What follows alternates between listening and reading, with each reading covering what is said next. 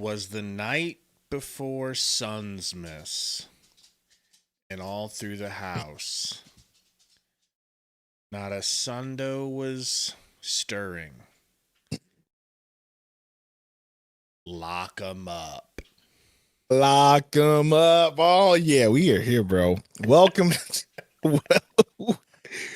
welcome to Suns Valley Podcast, the first of the season, brought to you by FanDuel. That's right, FanDuel. Make every moment better with FanDuel. Whether that's your bets, whether that's your daily fantasy on your Phoenix Suns, FanDuel our partner for the season, Gabe. Man, it's exciting, bro. It's finally here. Another season, and it's going to be an actual fun season for once, dude. A fun season. You know what I mean? Fun season, win or lose, dog. Is it going to be fun no matter what? I'm not saying there's not a high likelihood. I think so. I think there's a high likelihood. I think. Is it guaranteed to be fun no matter what?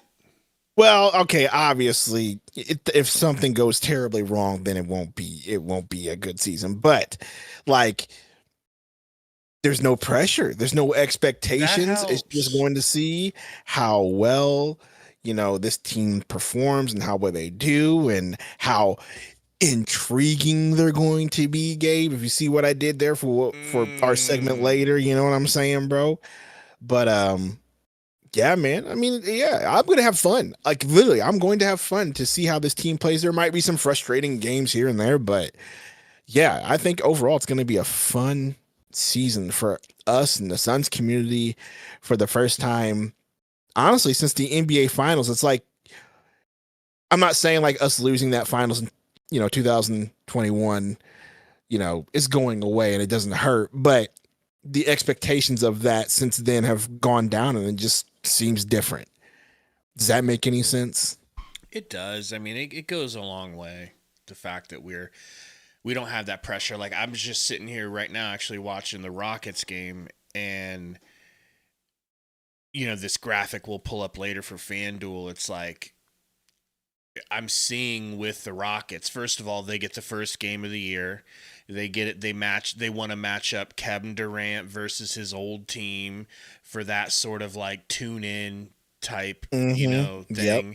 And that used to be us. That would be the Phoenix Suns. Absolutely. Versus OKC. And we'd have all this pressure on us, immense pressure to win that game, and putting us on Christmas versus the Nuggets rematch, and with a loaded KD, every Mavs game on national television, every Lakers game on that. You know what I mean? Just that sort of expectation. And you're right. That's just not there. And I mean, it's not fun that your team's not in the spotlight anymore, but it's also like, dude, no pressure on you whatsoever. Well, we didn't deserve the spotlight, so it's great to be out of it. Yeah. You know what I mean? As who said that? Prince Travis just said in the chat, this roster's going to be scrappy, bro. They're going to be scrappy and fun to watch. Scrappy, dude. They are. Yeah. I've just seen this team. I've seen this set of jerseys, I should say, because it ain't these players. But I've seen this set of jerseys fold before and stop any sort of scrap. I've seen them start scrappy and then stop all that. And I'm traumatized, I think. Right. A little bit. But guess what? It's a new season. It's 2025. It's going to be a lot of fun. Man, don't get me wrong. I'm still very excited about the game tomorrow. I would be more excited if Jalen Green was playing, though, if I'm being honest. Yeah, bro. I mean, that's I don't like that. I don't like starting the season without him. He didn't miss a game in the last two seasons. Yeah, I noticed that when I was doing my research for what we're going to talk about later. 82 games, played all 82. I'm pretty sure he played. It wasn't all 82 the last few seasons before that, but it was a good amount. I don't like a hamstring injury. Like, remember when we had Booker that year with that hamstring injury? He recently retweaked it. Yeah, so you know what I mean. Like, it's just one of those things where it's like, ugh, don't like starting off the season with that. That does give you a little nervousness and pause for concern, just in that aspect of that's a big piece that you expected to show out for this team. And I don't like that. Do you mind But if I we are playing the Kings. Do you mind if I shout out the chat? Well, we can shout the chat after. We got a bunch of real men in here. I know, but we are playing the Kings tomorrow. That's all I was going to say. So I don't think it would be a huge thing. I think we should still make the game competitive and take care of business tomorrow. But yeah, it's still disappointing. Let's go ahead and shout out the chat. Go ahead. All right, so we got Jay in the house, Vision, Subaru, who is snorting something we won't ask, Inferno, Nightly. Lock him up. Another J _ 098. Lock him up. Big Wheels GT, Prince Travis, of course. Thanks for coming out. Lock him up. Classy Nasty, McCoy, living in Omaha, Dave Matney. What up? Lock him up. Living in Omaha, the GOAT living in Omaha, supporting 2 channels. Mm-hmm. Preach. Wes in the house says excited to see Mark play. We got Mark tomorrow. Got Mark Williams. We haven't seen him at all. We got Mark Will tomorrow. And speaking of living in Omaha, like I feel like we missed an opportunity. For what? Oh, You know right. what I mean? Oh, yeah. We should have all went somewhere and hung out. David. We really missed an but opportunity. we weren't there that bro. long. It was quick. It's in true. And out. I didn't even see my oldest brother. Yeah, I was there for Monday, Tuesday, left Wednesday morning. So you were at the concert during the final Suns game. Mm-hmm. Did you get a chance to watch it? I didn't get a chance to watch it. I did try to watch it, but I don't think you saw me toward like the last quarter. I saw you in the playback.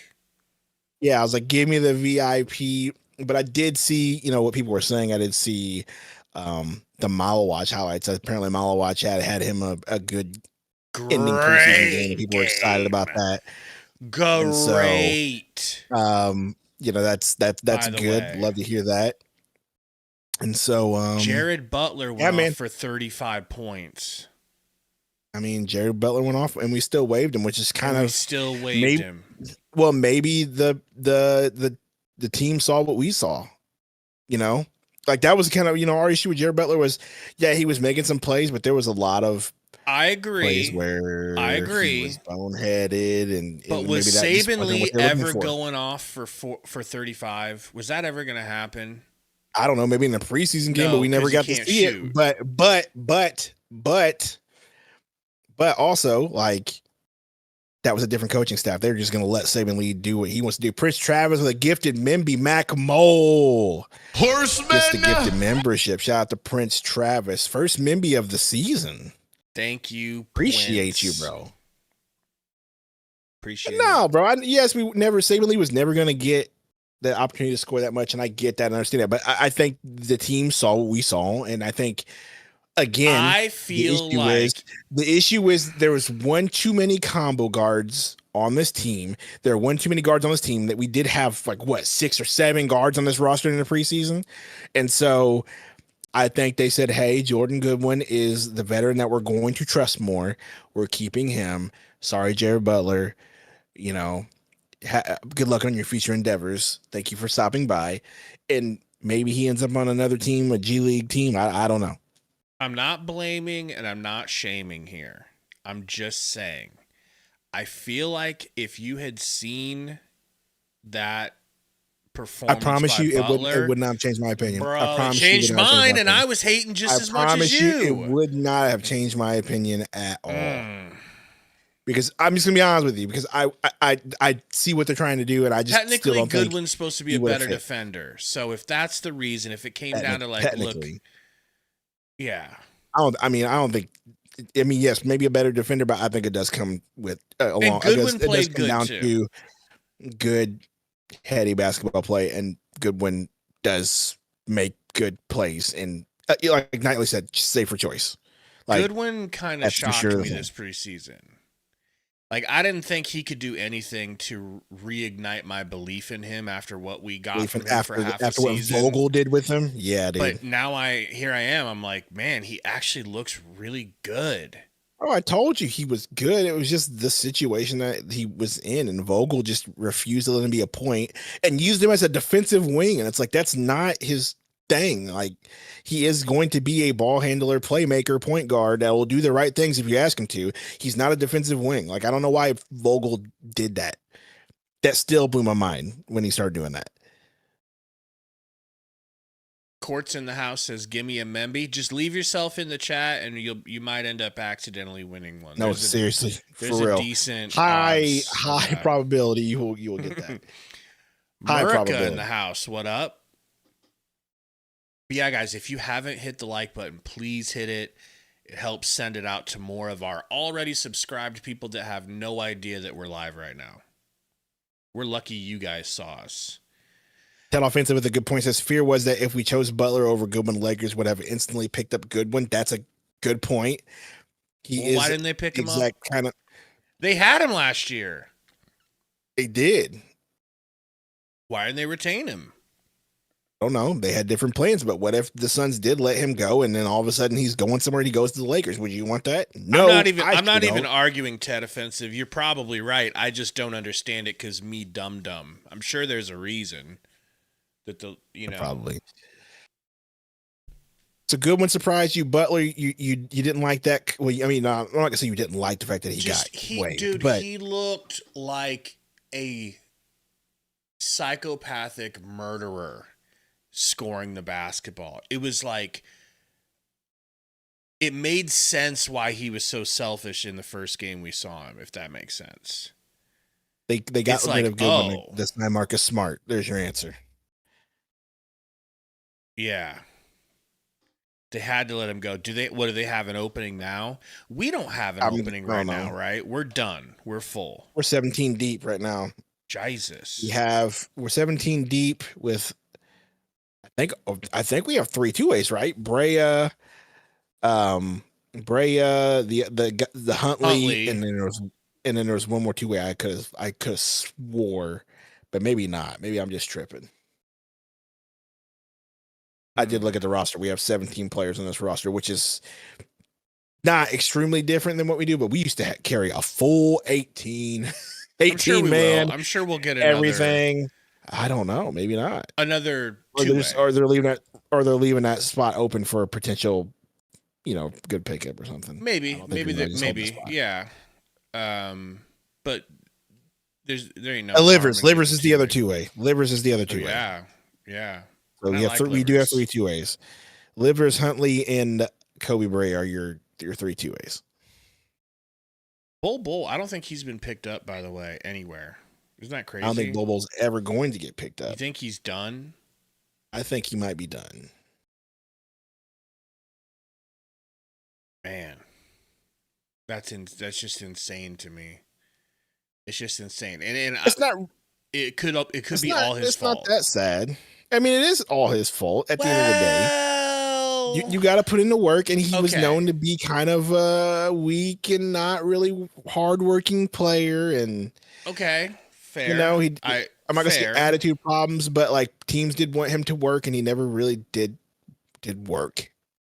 He went to multiple teams. Drafted by the Nuggets, they didn't take him. Went to the Magic of all places, and they didn't keep him. He came here because we couldn't afford anybody else. We expected him to really we hoped that he would develop behind Kevin Durant and see some of his potential. And he kind of showed out, when he did play a little bit. I mean, he was averaging anytime we saw him play, I don't know the exact average, but what was it, like 8 points a game maybe or something like that. So he did do decent, but I just think he never reached his full potential at being the size that he was, as agile as he was, and what he wanted to be. And you know what I mean? It's like who was that one player from Kansas State a while back? Like Michael Beasley. It's same kind of concept. Like people thought Michael Beasley was going to be like the next sort of 6'10", 6'11", Kevin Garnett. I'm not gonna say Kevin Durant, but like just that sort of lengthy 6'10" ball handler dude, and he just never worked out, right? And I think that's kind of what people expected of Bol Bol, and it just never worked out.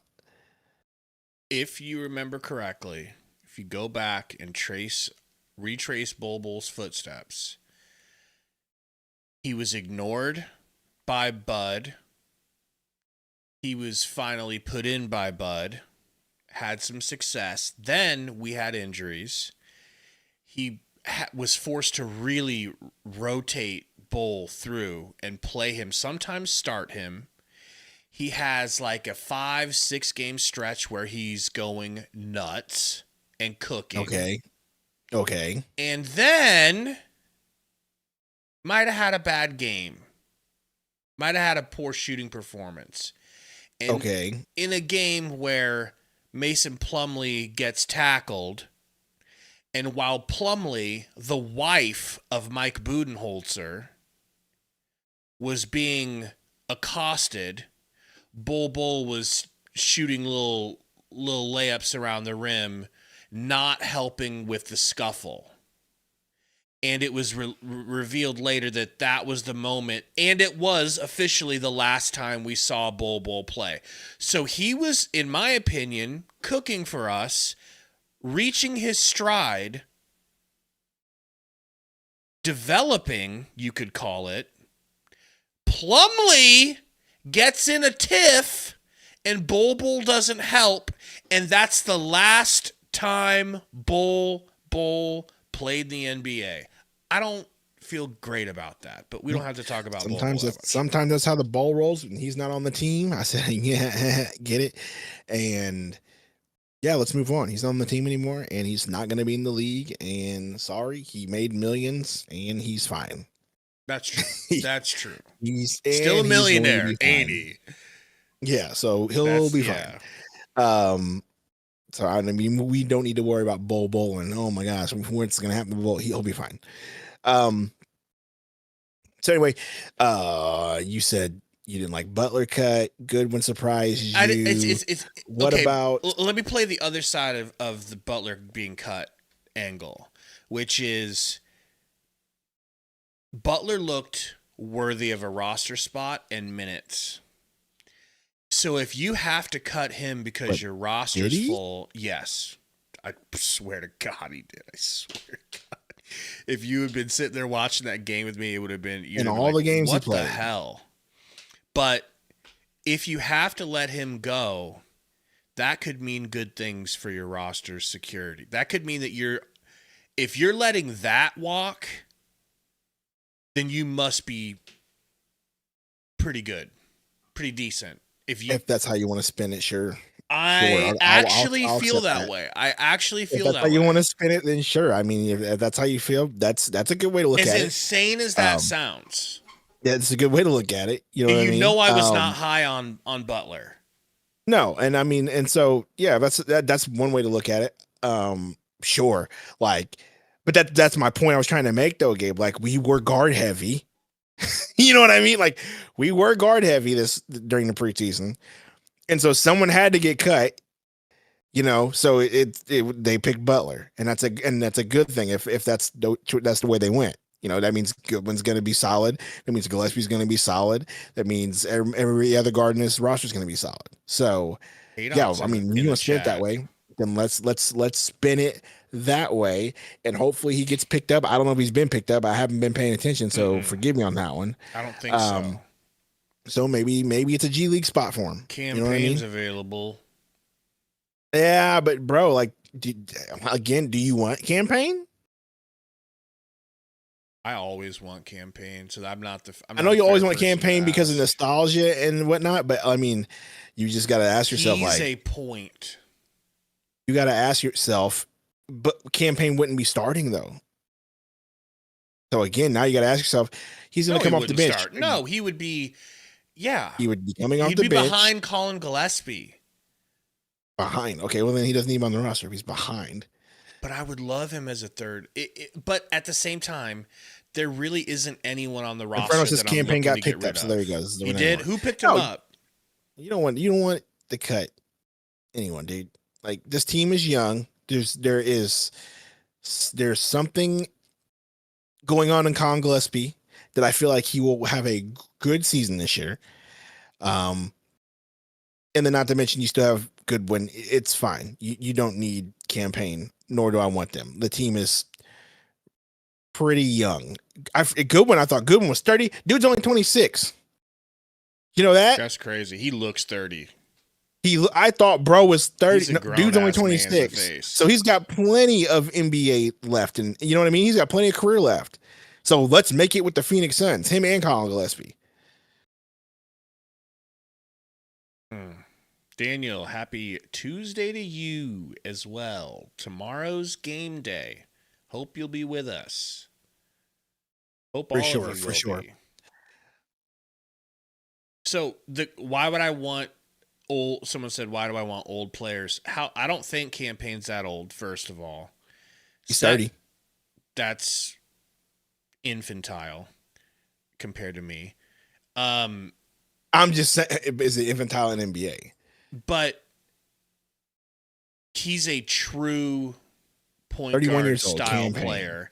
And the last time I saw him play for the Suns, although it was a few years ago, he was the only one that he went off for 30 in that blowout where Ayton wasn't rebounding, or maybe that was a game after Ayton was. But we were in our last moments of relevancy, true relevancy, when we beat the champs, performance 2 games. So that I've respected him for that. You know what I mean? I respect him for that. And if we had room on the roster, it'd be cool to have him, because you need a mix of veterans who know how to get it done and know how things are supposed to work, that have seen and been a part of winning, to teach the young bucks how to do that too. If he was 35, I'd say hell to the no. If he was 33, I'd be like, nah. But 30, I don't think you don't need someone like campaign to show the young guys the ropes. It's fine. You don't need him on the team. Joker says you want players from our runs from the 20. There's only 2 players that I would want back from our finals run, and you can already name them. Ayton off the top of your head. And 8. No, I want the Twins. Those are the only 2 players that I would want back from the finals team. The Twins. That's it. That's not happening. So Nightly says, would you take him over Colin? I wouldn't take campaign over Colin Gillespie right now. I wouldn't take campaign over Jordan Goodwin right now. No. It's not gonna happen. No, heck no. Yeah, I guess we're good. Dude, I'm looking at the roster right now, bro. Like, you don't want him. I mean, let me just look. So right now we have a total of 6 guards on this team, right? Because we had the argument about Butler making this team, but that would have been 7 guards. We have 6 on this team, and all of them are going to play minus Kobe Brea. Kobe Brea might see some minutes, but we got a total of 6. Grayson Allen, Devin Booker, Brea, Colin Gillespie, Jordan Goodwin, Jalen Green. Campaign over any of those players? No. Okay, then. So it's not even a conversation. I need to be there. Yeah, Colin Gillespie and Jordan Goodwin are the same age, Gabe. That still blows my mind. That Goodwin is that young. He just doesn't look it. That's the problem. You just don't look it. And you feel like he's been in the league forever. But no, bro is 26. So this team is in good shape age-wise. Anyway. I definitely would not want Crowder back. No, Crowder that's over and done with. We wanted Crowder back for the Vogel and the Budenholzer team because we just needed somebody with some sort of attitude. But we've got that now with but we got that with Brooks. Mm-hmm. No, we do not want that. Dylon. And I don't want anyone taking minutes away from my guy, Ryan Dunn. You've moved on to other players. Yeah, I've not moved on. Yes, you have. I've slid in, and that's now I have not, my guy. Because it's been on record of what you wanted versus what I wanted in that draft. It's still there. Okay. Everybody knows that you wanted the fair-skinned brother. Okay. And I can't remember his name. That's how irrelevant it is now. The dude on the Knicks. What was his name? The point guard. Yes. AKA Colin Gillespie. Exactly. We all know you wanted him, but guess what? I didn't know there was another one out there that we was going to get. So, okay. You don't believe in him. Speaking of Ryan I don't. Okay, you want to know how much I believe in him? Not You like know, me. you want to know how much I Not believe in like him? me. When we go through this list that I made, and you'll see how much I believe in him, sir. I don't want to hear it. I do not want to hear it from you at all.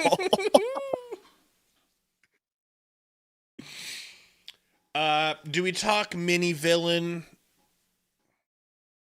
Who's mini villain?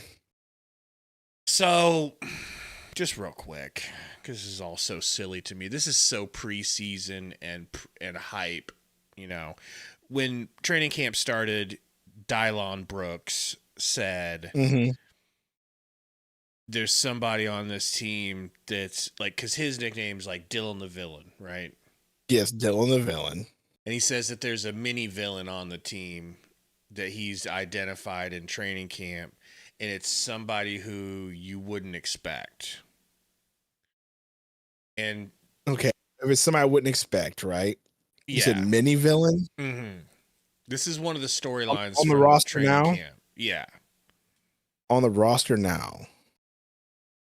and it Mini? Does that mean somebody smaller than him or just younger than him? I thought younger, but it also sounds smaller. I think. I mean, would it be what is it? Kobe Brea? That's the only one I could think of. It was Gillespie. I love that. I love that. I love that. If that's true, I love that. You know, I'm not kidding. If that is true and Gillespie's right there, I love that. I'm not trying to question Colin Gillespie. He could be a mini villain. But to me, all I'm hearing is, to be honest, I feel bad for anybody that's got to guard us. I don't know how no one's going to guard us. To be honest, I'm shooting threes like middies.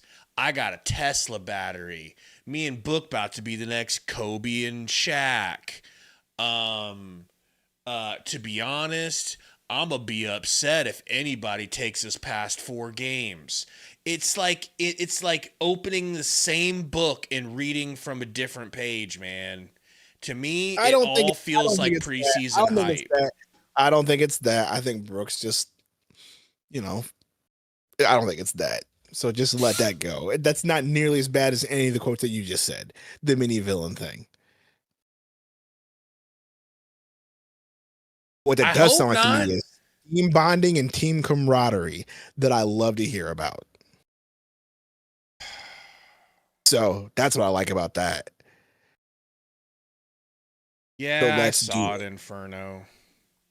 See, there you go, Inferno. I like that. I don't want to get ahead of myself. What are you talking about? You're not getting ahead of yourself. We're talking about one measly player. We're not talking about, oh my gosh, I'm going to be mad if we don't go to the final. We're not talking about that. We're talking about one player that Dylan Brooks is recognizing that's going to be probably better this year and will probably be a problem and annoying to people like we want.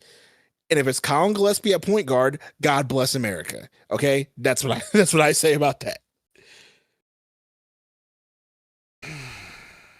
I'm done with I'm for the most part. Gabe, you're really sweating over nothing I'll still fall susceptible to hype. I will. Bro is just hurt. But you're just hurt over all of that stuff. This is not even Has it not been rough? Have our expectations been met even once in the last 4 years? It's like getting excited about Christmas presents when you know damn well it's going to be gym socks. Colin Gillespie. Because what's it going to translate to? Is it going to translate to winning? Is it going to translate to like... It's going to translate to fun, okay? That's all that matters. It's going to translate to fun. Gosh, let it go. I'm scared, man. I'm scared of this season. There's nothing to be afraid of. Oh my gosh. Because you set the expectations that we're going to be the 4 seed. That's gaslighting. You set the expectations that we're going to battle for a playoff spot. I said play in, okay. Play in. And I don't understand how those are high expectations to you, bro. It's the play in. No one expects anything out of the play in. This is the NBA, bro. Almost everybody in the league makes the playoffs at this point, bro. There's 30 teams. 16 teams make it.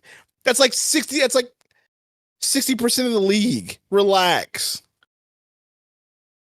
I know it's more like 55, but still, Burner it's said, more "This than is other what being an teams. AZ sports fan does to a man," and that's actually Facts, true. bro. I've seen this before, He's and not I'm even an becoming it. AZ sports fan. He's just a Suns fan, and he's already hurt.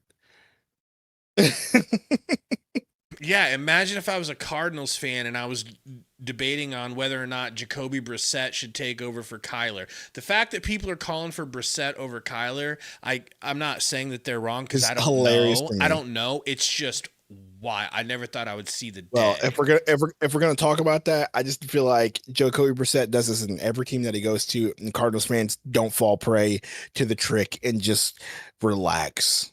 Okay. Do not fall prey to the Jacoby Brissett. I'm just gonna give you guys advice here. Do not fall prey to the Jacoby Brissett hype at all. Okay. It's not a thing, and it won't work out for you.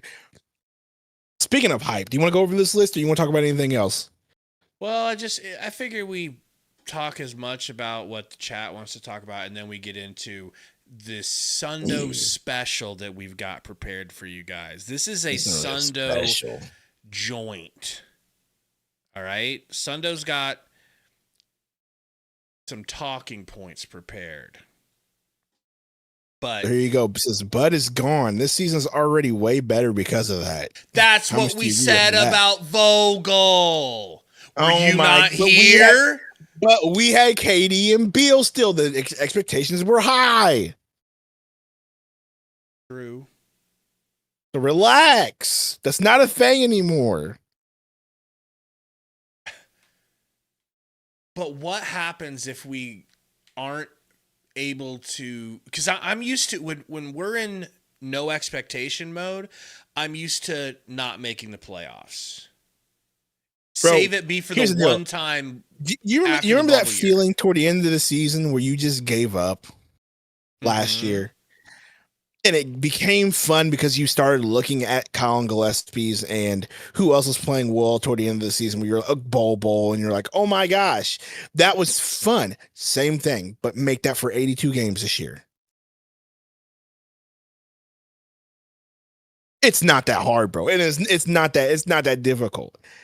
You know what I mean? It's going to be that. The last 10 games of the season last year where you were just watching dudes play and it was actually genuinely fun because we were like, hey, man, Colin Gillespie looks good. Man, Ryan Dunn, do some work, man. Like, go for it. Like, Nick Richards is killing it. He'll be on this team next year. That's exciting. Like, that's the attitude we need to be having this year.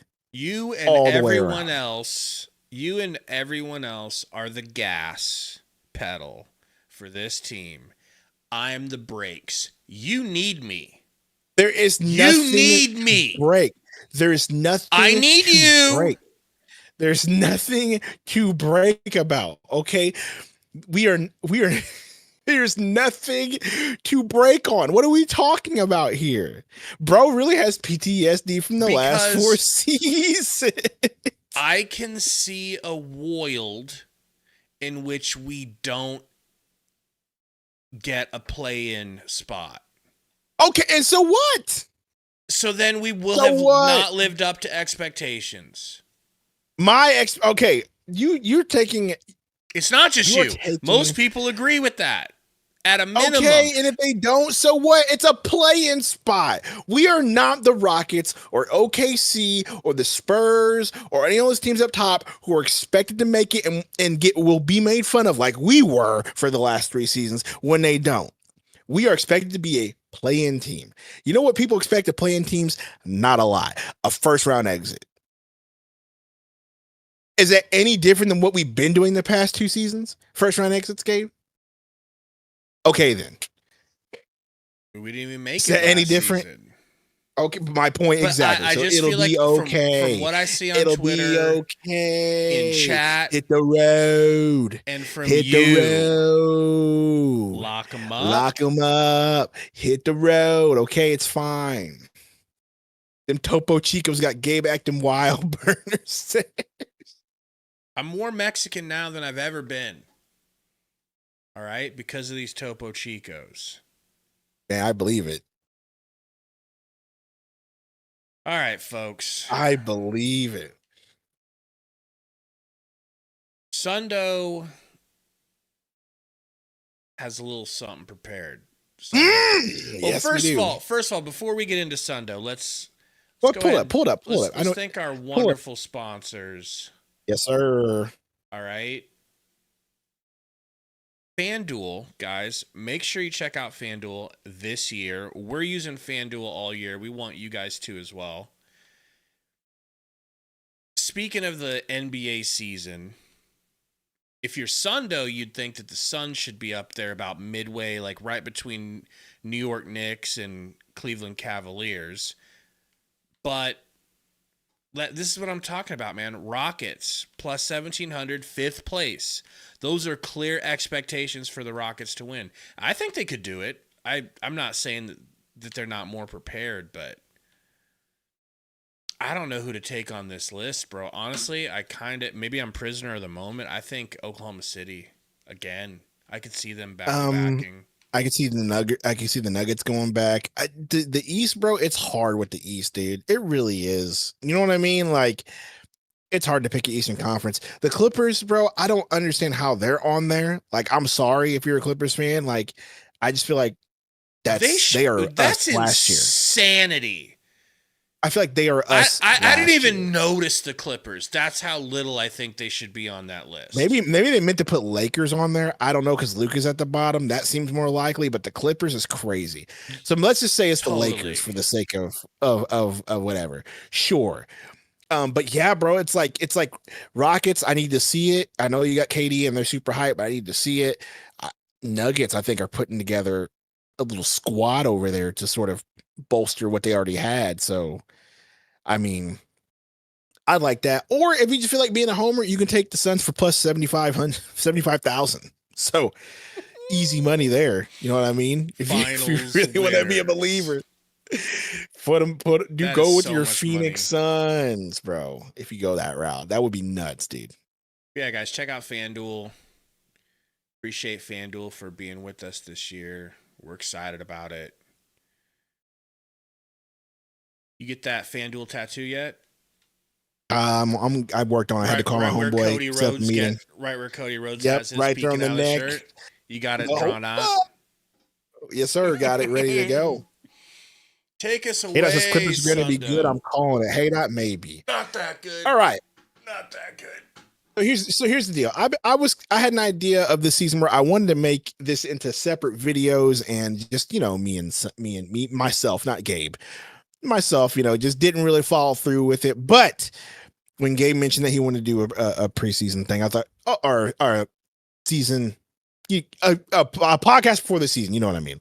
I thought, well, this might be a good idea. So I want to do a thing where it was like the most intriguing Phoenix Suns of 2025. Now, the word is intriguing, not best. Okay, Gabe, let's go ahead and just say that. Not the best players, the most intriguing. Which means, and also it's not just players, right? Yes, and it's not just players. It's Phoenix Suns. So there you go. So anyway, I have 12 players, and I'm not going to lie, I snuck 2 players into one category a few times, so forgive me there. But the most 12 intriguing Phoenix Suns. Gabe, how do you want to do this? You want to just let them guess, or you just want me to just start going? Yeah, let's have them. Let's have them. So where do you want to start, at the bottom or start at the tippy top? We're starting at the bottom. We're starting at 12. Number 12 is what we're starting at, not the bottom. Number 12. Counting it down. So is this a negative thing then? Or are we going to say like, oh, this is like the least intriguing? Yeah, it's the least intriguing because like it could be you already know what you're going to get from these players, or maybe they're just not that interesting, or maybe, you know, whatever. Like, it's not like it's bad. It's just like, or the intriguing situation, which the player here where I got, the reason why they're intriguing is because I believe there's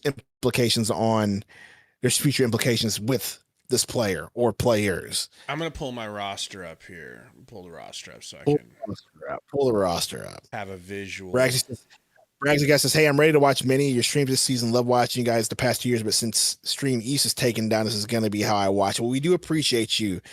Yeah, Stream East getting taken down. It's crazy. You can also join us on Playback if you want to watch the Suns game. Playback.tv/Suns Valley Podcast. I would do that, Bragsy, if you want to watch the actual game. and we can hit you up with an early VIP. Just get there early and often, and you'll get a VIP. Playback.tv. There's even an app for it on the iPhone. Just go to Playback, create an account. The app's follow not us bad, on by there. the way. It's really not. It's really not. Malo's saying Nick Richards, bottom of the barrel. I think I have to agree. As far as intriguing goes, I'm gonna go 12. I'm gonna go Nick Richards with Baby Malo. All right, yeah. So we got 12 players here. So that's not right. So this is what I do. So he's not even on the list. Well, he's on the list. He is on the list. Nick Richards is. But number 12. Number 12 is a combination of two players, Royce O'Neal and Grayson Allen. So the reason I have them on here is one, it's like, dude, you know what you're going to get from Grayson Allen. You know what you're going to get from Royce O'Neal. Grayson Allen averaging 10 points in 64 games last year, 2 assists, 44 field goal percentage, 42 3-point percentages. There's always that.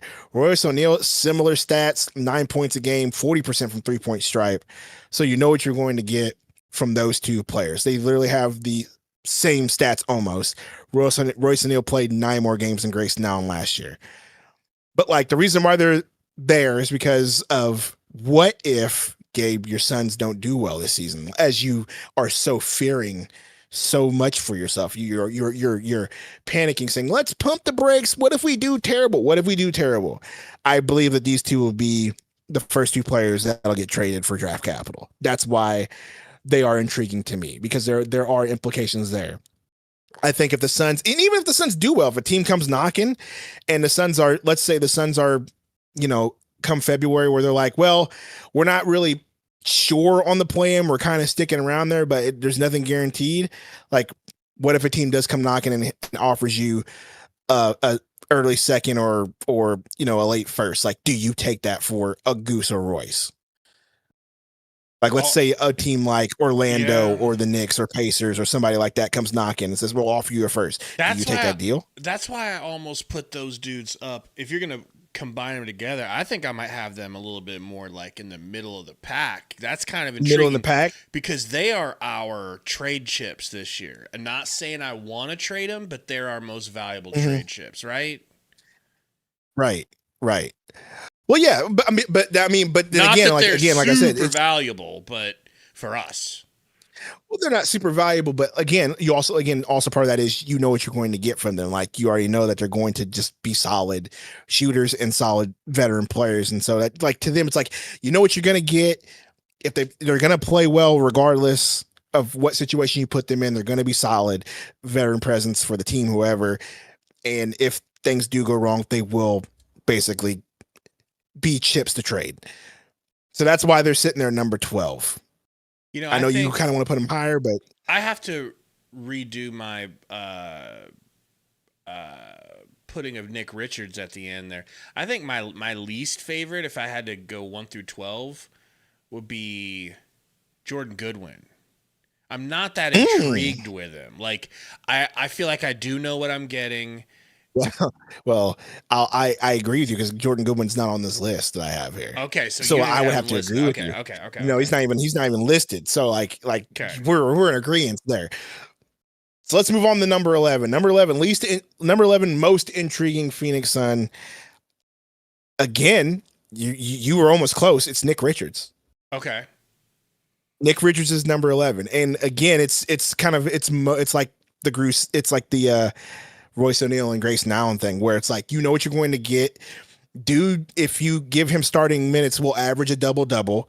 He's a solid, force in the paint, all that stuff. Like, you love what you see from Nick Richards. He only played 21 games from us, averaged 9 points, 8 rebounds, and I want to say shoot, but he's not really much of a shooter, but a 56% field goal percentage. He was solid in the paint. You know what I mean? He put rim pressure there. He played solid defense there. He was a good anchor there, a good rebounder.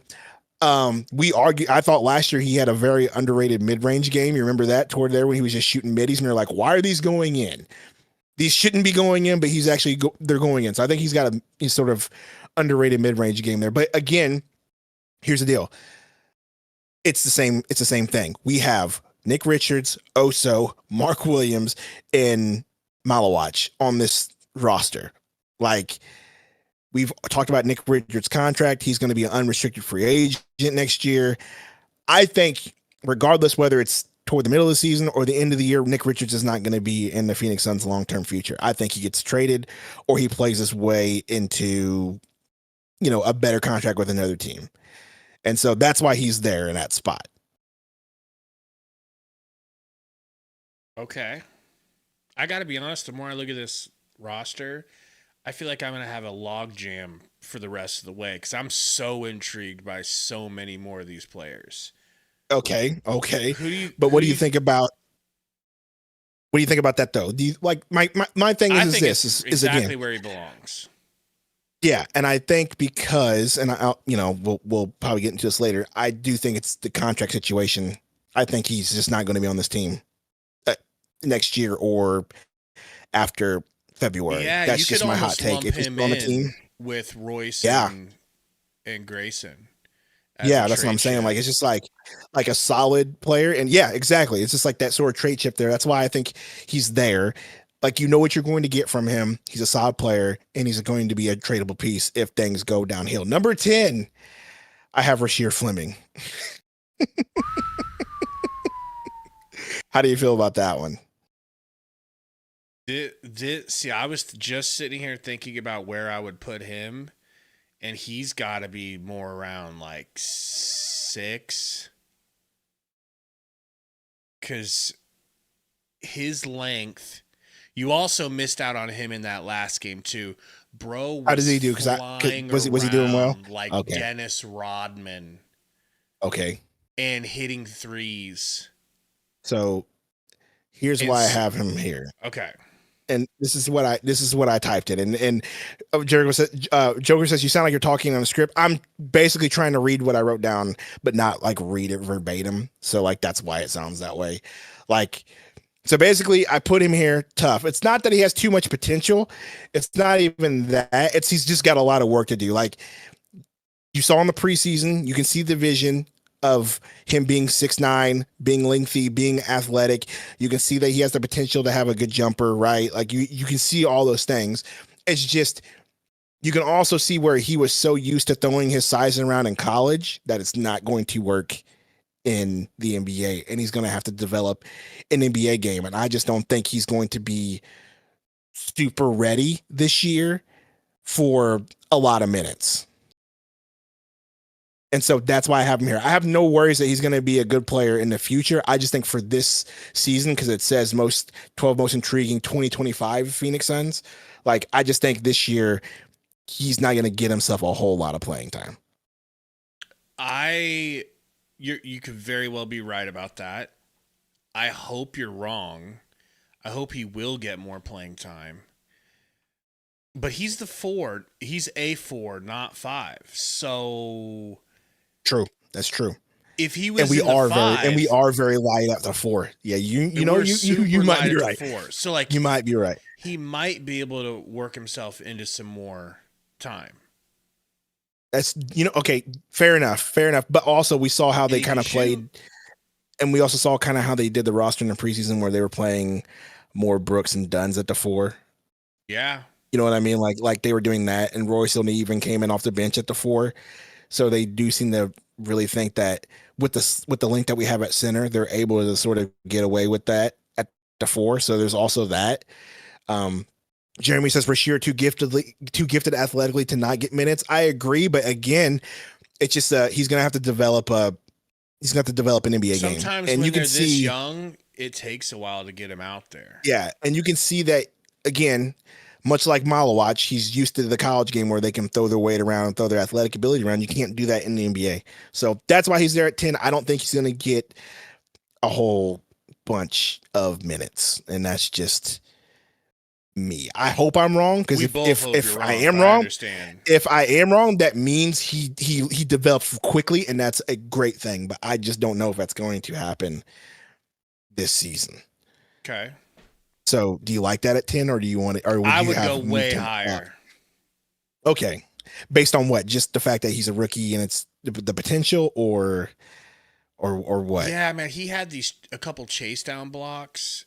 And I remember the chase down block in the preseason game in China.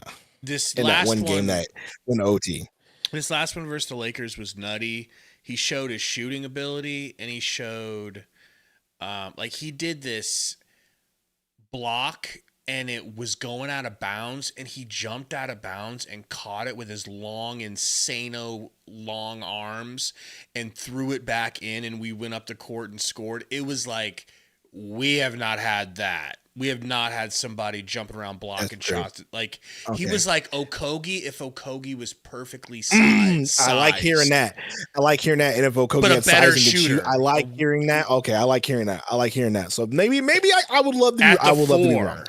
Yeah. I would love to be wrong for sure. I'm for not sure. mad I at would you. I'm not mad at you for thinking what you think right now, though. I get it. I would love to be wrong. Inferno says he could get a lot of minutes if Nigel Hayes stinks it up, which I hope not. By the way, he's not on this list. So as much as I wanted to claim Nigel Hayes, kind of stunk it up a little bit in the preseason. On. Yeah, he did, and that's why he's not on this list, because I just think I don't think he's gonna. He may not even survive the season, Gabe, if I'm being honest. And that's Nigel Hayes. That's just me. And I really wanted him to be really good because I fell into like your trope of he came from the Europe. I'm rooting for this guy. Like I fell into that a little bit, but it seems like the way he played in preseason is not very good. But moving on to number 9. Number 9, yes, says, what's going on with Brea? Question mark, exclamation point. Speaking of which, number 9 is another mixture of 2 players. Again, much like I did with Royce O'Neal and Goose. This is going to be Colin Gillespie and Kobe Brea are my 9th most intriguing players of the 2025 Phoenix Suns. And why is Colin Gillespie on this list? It seems like Matt Ishbia, Brian Gregory have a lot of faith in this kid. And remember how we kept hearing they wanted TJ McConnell. We kept hearing the trade rumors about TJ McConnell. Well, it seems like they found we have TJ McConnell at home in Colin Gillespie. And I really do feel like with what we saw in the preseason, the way he plays, I think that's how he's going to play this year. So how do you feel about Colin Gillespie? Your number 9 is Gillespie or Brea? And Brea, both of them. Okay. And as for Brea, it's the same thing where Brian Gregory seems to really love this dude and love this kid with his shooting ability to shoot from anywhere on the floor, right? Like we've seen it. Like if he continues to develop, I mean, we don't even need to worry about him continuing to develop a shooting, but if he develops even a lick of defense, like I think he plays his way into a real contract. Somebody mentioned that in the chat where like maybe we're leaving that spot open for a real contract for a 2-way. I think Kobe Brea is that guy.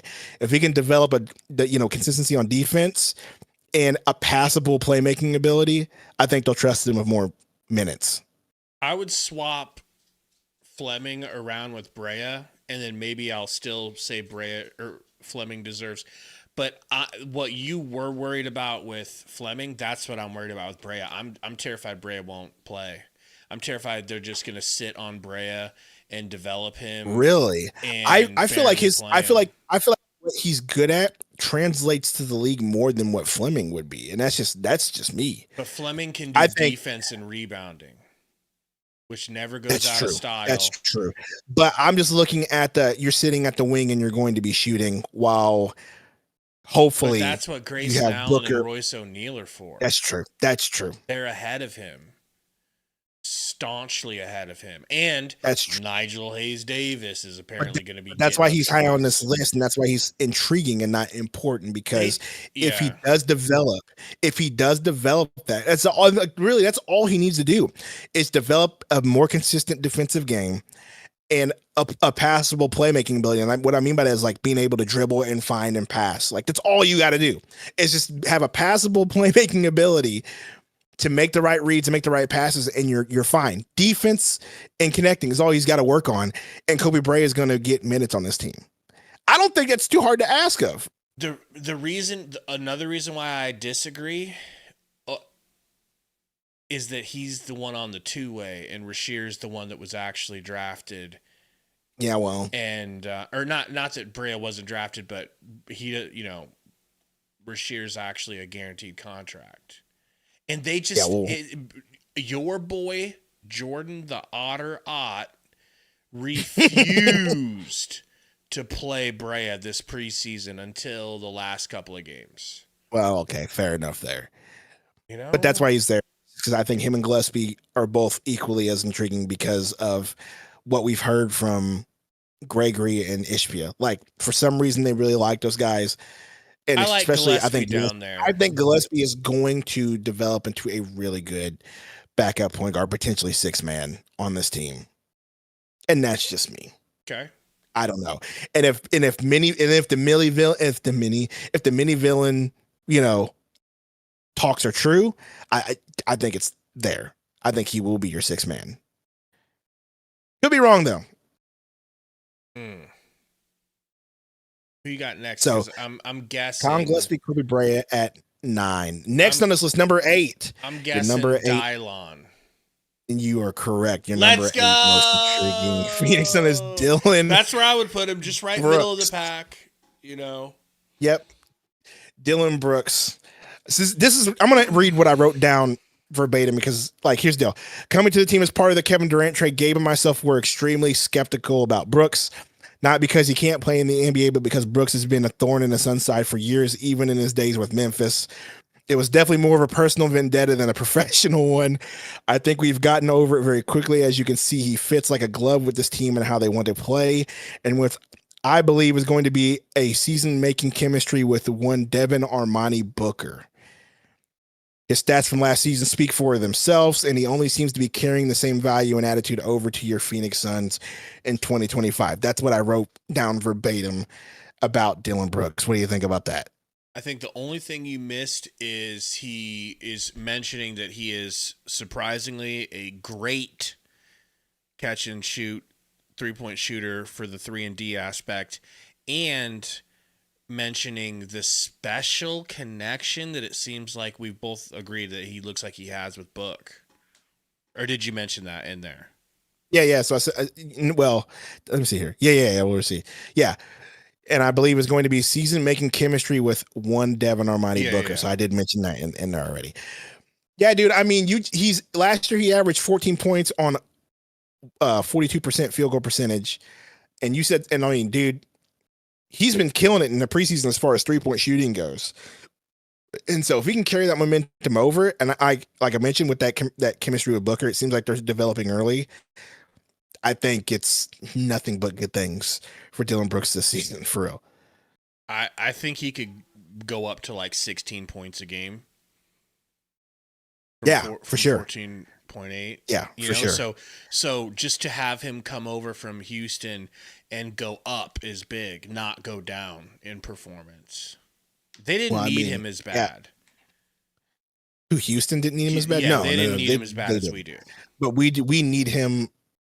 I mean, and not even just scoring, just the attitude and playing defense. So he's there at number 8. Number 7 on this list. Before you name number 7, guys, help us out. If you haven't hit the like, please do. We got, actually, holy cow, we have more likes than people watching. Never mind. I'm sure you all hit it. Go on, Sundo. I'm sure you all hit it. Go on. It's hilarious. I'm actually, I'm real concerned with who I have here at number 7. Then let me guess. And it's not a bad player. Again, remember, this is intriguing to me. One Sundo, Hayes Davis. Is it Mark Will? No, it is not. One more guess. It is not. Is it Hayes Davis? It is not Hayes Davis. Hayes Davis is not on this list, remember? So, okay. Number 7, intriguing. Remember, this is intriguing, not important. Is Devin Booker. Number 7, intriguing player. This is what I wrote down verbatim, okay? Because everybody who's ahead of them, I think, is just more intriguing as far as, for the season. It says, yes, I can hear the Sundo hates Devin Booker complaints from the chat now. I wrote that down. That's funny. I said, this has nothing to do with Booker's ability to score, nothing to do with how I think he's fallen off. This place right in the middle of the list has everything to do with his consistency as a scorer and the contract the franchise gave him. He is going to be here for the foreseeable future until further notice. With 25 points per game, he will be fine. One thing I will be watching and hope to So see. you think he if drops is, down to 20? Don't No. just glaze no, over he was that. averaging 25. He was averaging 25 last year. So if he brings that here, it's going to Do be you fine. think it's So let going me to continue. stay 25, or do you think it's going to go? I think it has to goes go back up. to I think it has. I think it has to 27 go up. I think it has to go. minimum. I think it has to go up. It has to go up. How I think could it it has to. not? Unless they're able to double and triple team him every night. Well, they because won't be there's able no to. one.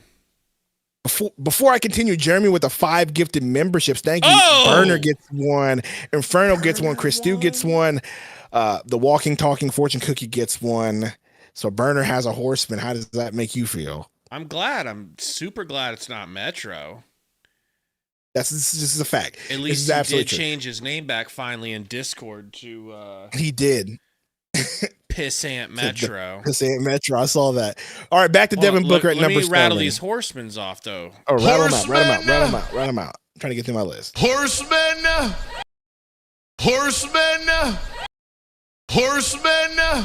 I know it seems arbitrary, people. Horsemen. We love it. And it has to be done. All right, so Devin Booker, 7 most intriguing on my list. I'm going to read it again. Yes, I can hear that. Sundo hates Devin Booker in place now. This has nothing to do with his ability to score, nothing to do with how I think he's fallen off. This place is right in the middle of the list. Has everything to do with his consistency as a scorer and the contract the franchise gave him. Devin Booker will be here for the foreseeable future of the Suns until further notice. With 25 points per game, he will be fine. One thing I will be watching and hope to see if is a more consistent percentage from 3-point range. That's literally it. But with the way this team is constructed, it isn't a need. It's only a want from me. So Booker at 7 because you expect him to be the leader. And I just don't think it's going to be that intriguing because you expect him to be 25, 27 points per game, as you already mentioned and complained about already. He averaged 25.6 last year, actually. So you round up as 26. So it wasn't like the biggest fall off for him. Right. So, I mean, him at 7, I know you probably wanted him higher, but what do you think?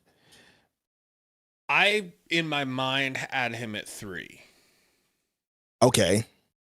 Because I'm very intrigued by how he will respond to being the unquestioned. Not that he was questioned. It was just a matter of there were other leaders that you could argue were on the team. Like you could argue Kevin Durant needed to be a leader. Leaders. You know, leaders. Go ahead. I think, well, that's a whole different topic for another time. You already know how I feel about that whole situation. Everybody can call me the Kevin Durant hater now, get it out of the way, but you know how I felt about that entire whole situation. So moving on. Hater. Number 6. Who do you think I have at number 6?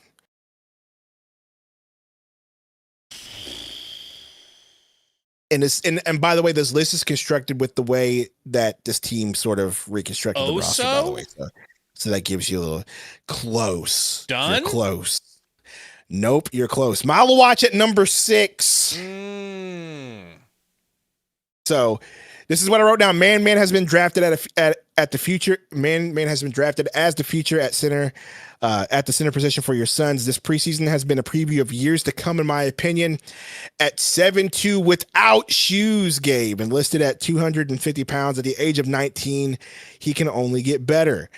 He showed us the ability to be a defensive anchor, and that was expected, but seeing it was a thing of beauty. He has to develop patience at the rim on offense. Do you agree with that one? Because there was a lot of times where he was kind of trying to force his hand there. He has to develop patience at the rim. He has to develop moves. Yep. All right. So then the rest says you could tell he was still in college mode where he was able to bully players around that level. That will not work in the NBA. Much like I said about Fleming, he will have to be crafty there. More pump fakes and finesse and he will be a force to be reckoned with in the paint. He also showed the courage to take 3-point shots, which is very encouraging to me. I hope it's encouraging to you because I really love that. If he's about to develop a 3-point shot, that will take him from a good borderline all-star player to a superstar. I said what I said. The future is bright for this young man with a good head on his shoulders. I'm at number 6. Hopeful.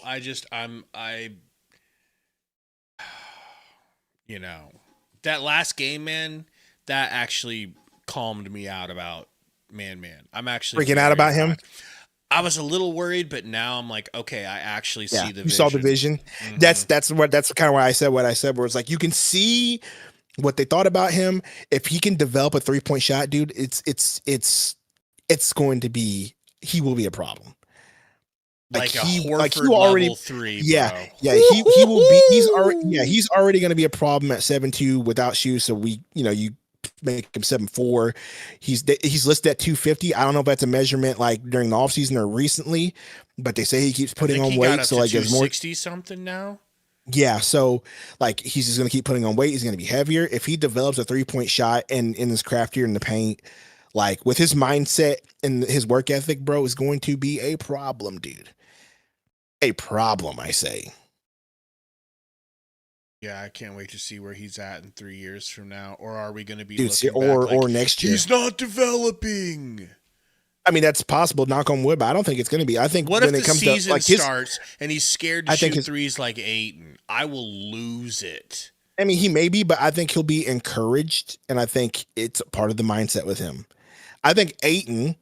He seems We're not more even gonna talk mentally about strong Ayton. about that. Exactly. does. And so I think he'll be fine. I think he'll develop just fine, and that's why I love him so much. So Malawatch at 6. How do you feel about that? And you would probably have him way higher. I think than I would 6. have him a little higher, maybe 4. But that's A little not far higher? off. Okay. Who do you think I have at number 5? Now Oso. We bingo, spot Let's on, go. bro. Number 5, Oso Ighodaro played 61 games, averaging 4 points per game and 3 rebounds. Here's what I said. I have to be honest, very honest. Towards the end of the season, I didn't really see a bright spot for Oso or a bright future for Oso. Yes, I'm admitting that. After the end of the season, I was kind of down on Oso. I'm just going to be honest with you. I thought he would just be another journeyman big in the NBA, and I might still feel that way as the season progresses. But it is very clear that he put in a lot of work this offseason. He put on weight and developed a very underrated ability to handle the ball and to make plays as a passer. Do you agree with that one? Yeah, I feel like he's always had the passing ability. That's why they liked him out of West Virginia. But the muscle, the strength, Yep.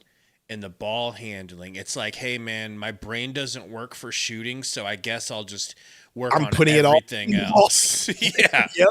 Yep. Yeah. I said, so he developed the ability to handle the ball, make plays as a passer, which I believe is going to be big this all season with the lack of point guards we have on this team. He will be a Swiss Army knife. He will be a Swiss Army knife of sorts as a big man. He will be a good connector with the ability to make game-winning basketball decisions. Yes, I said that, game-winning basketball decisions. He has definitely impressed me and earned another season of wait and see from me.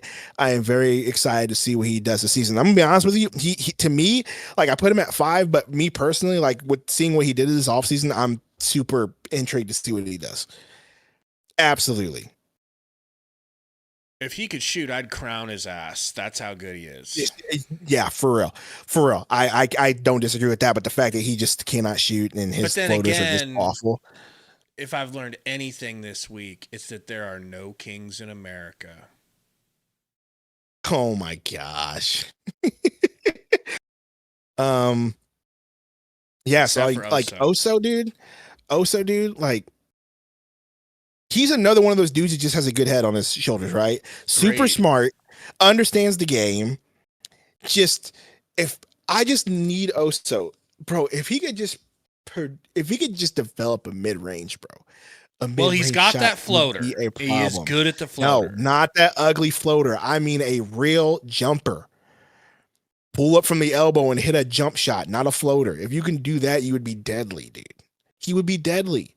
No, I don't want to say never, but it's unlikely. I'm not going to say never, but it's just like it's not promising with how you see him shoot. His free throws are just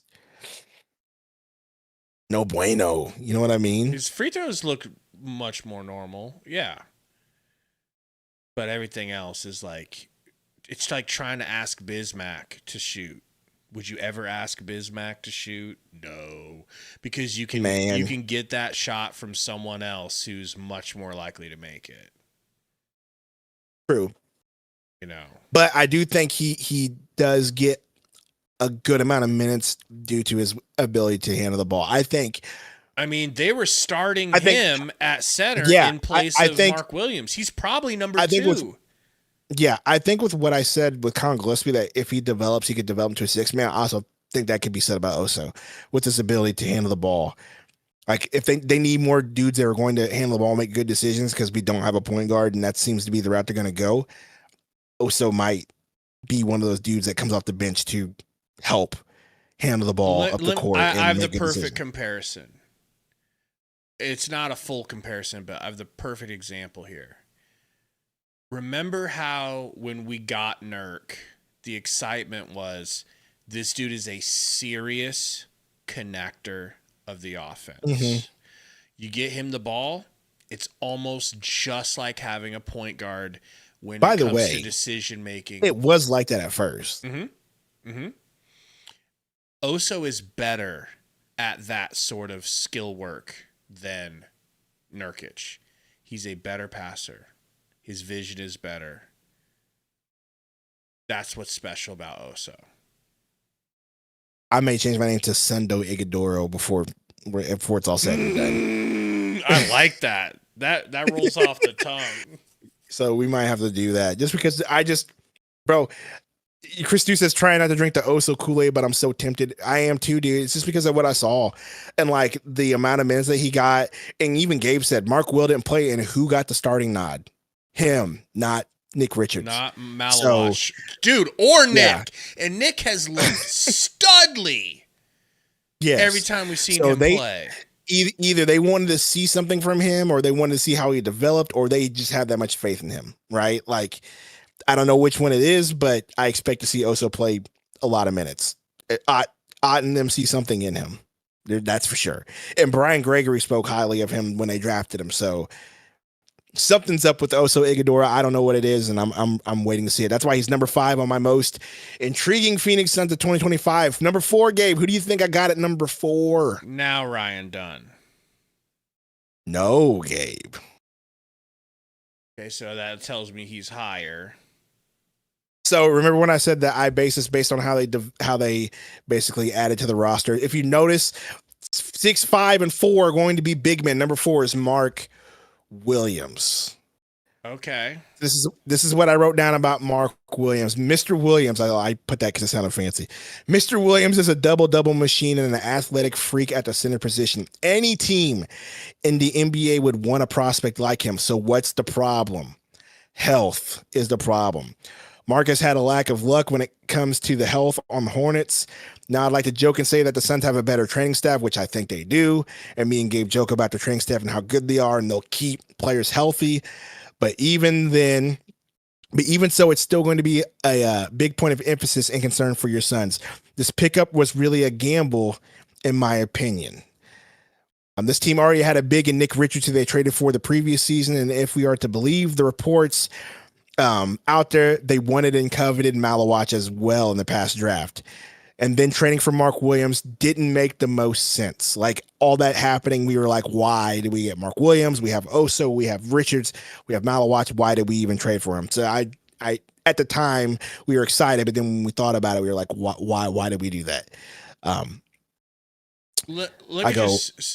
just want to point this out real quick about his health. Mm-hmm. I no longer care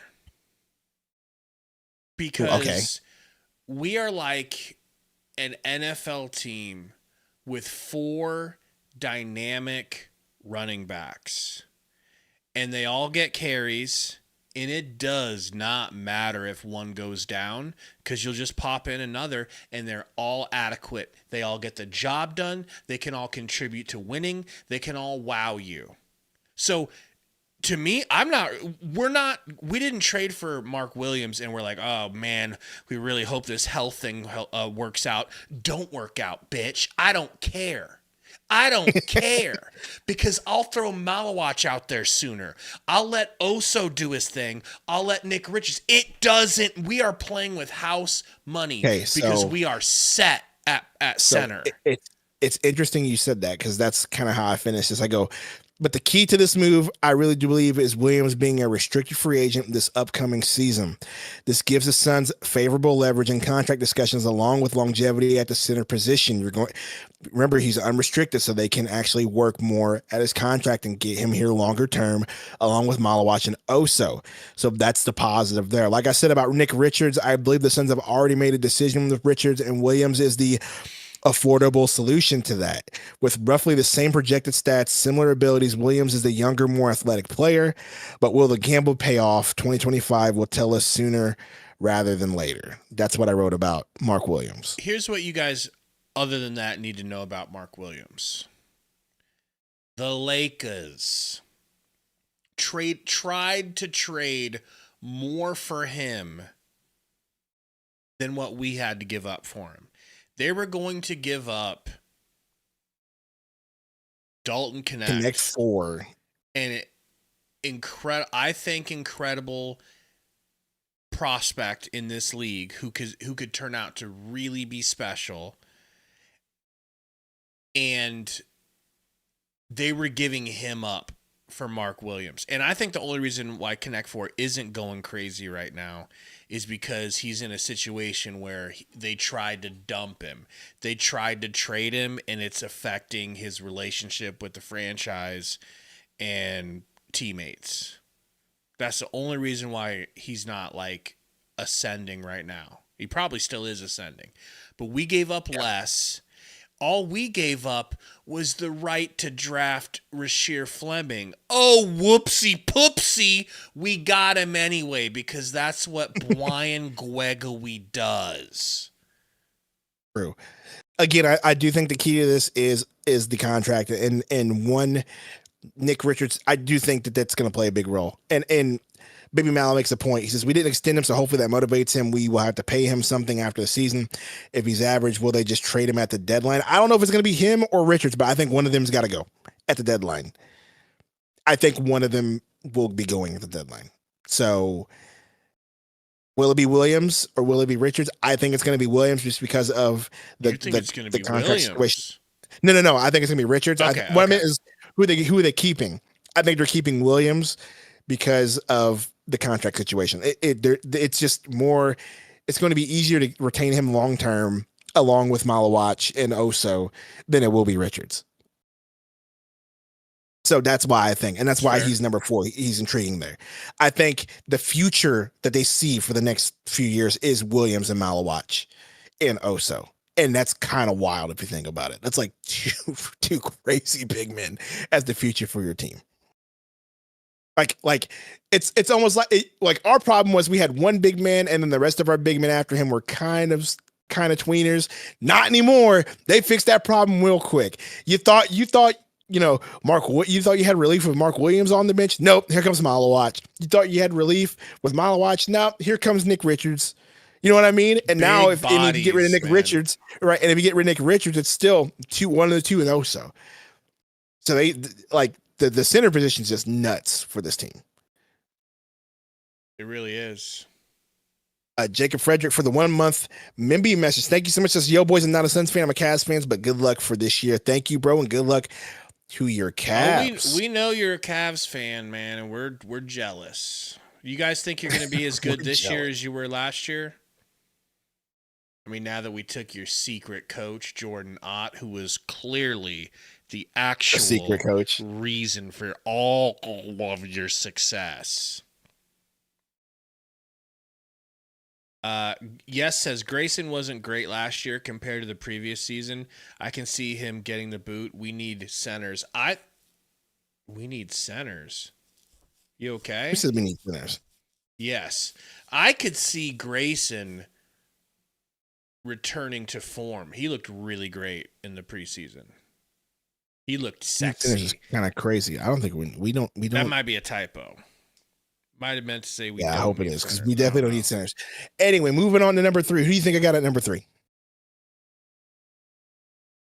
Done. Bingo. All right. Bingo. Number 3. Ryan Dunn played 74 games for your team last year. For the record, I think I would have put Mark Williams at 2. So Well, go on.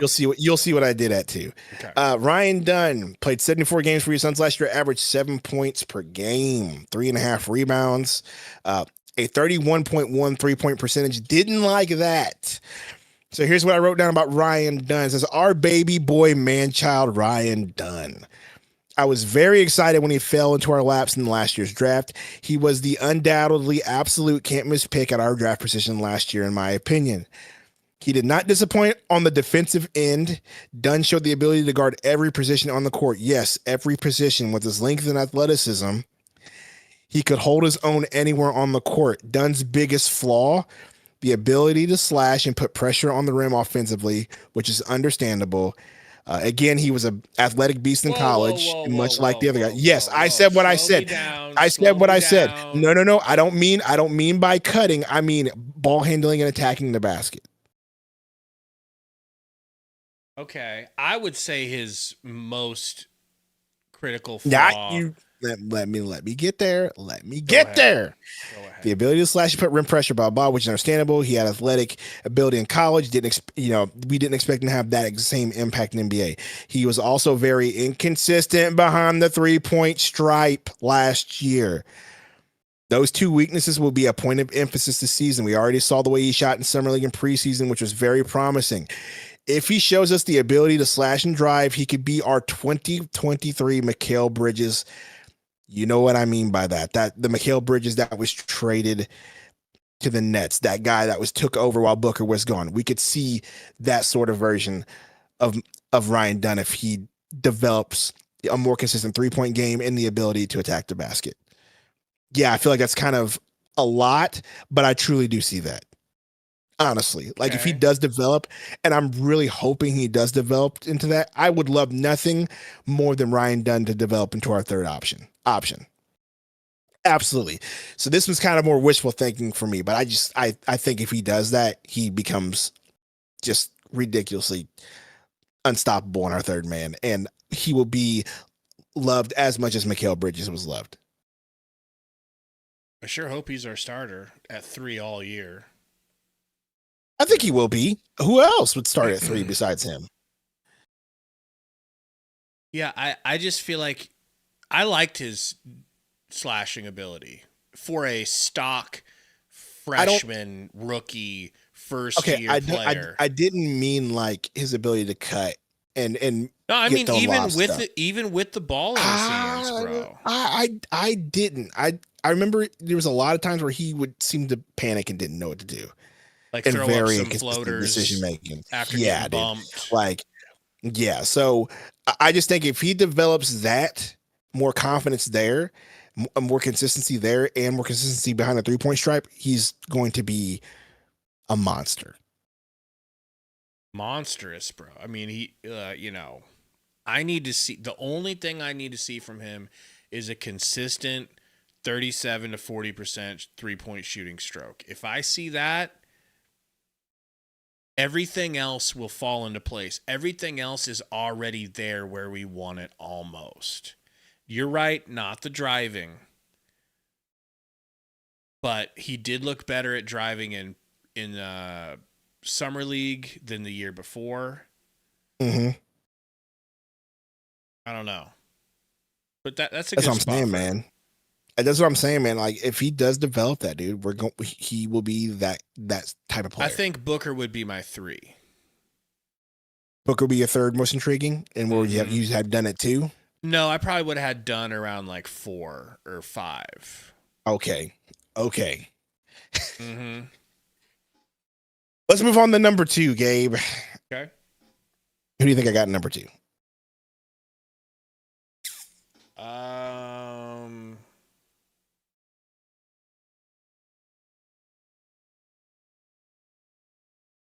feel like I know number 1. Yeah, you don't even need to say that. Right, number 1 is probably obvious. Number 1 has got to be... Nah, don't say number 1. Who do you think number 2 is?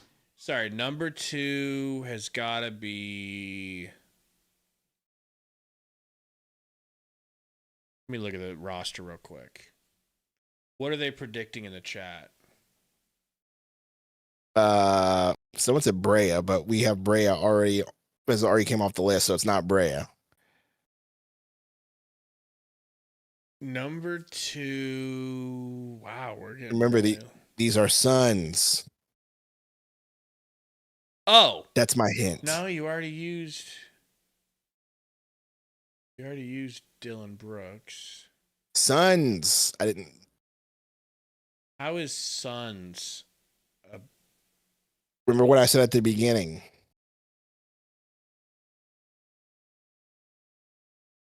These are Suns. Oh, okay. That's good. Jordan Ott. Yep, Jordan Ott is number 2 most intriguing Phoenix Sun. This is what I wrote down. I said, I know this is such a cop-out pick, but hear me out. He was handpicked and sought out by Brian Gregory, Matt Ishbia, and reportedly approved by Devin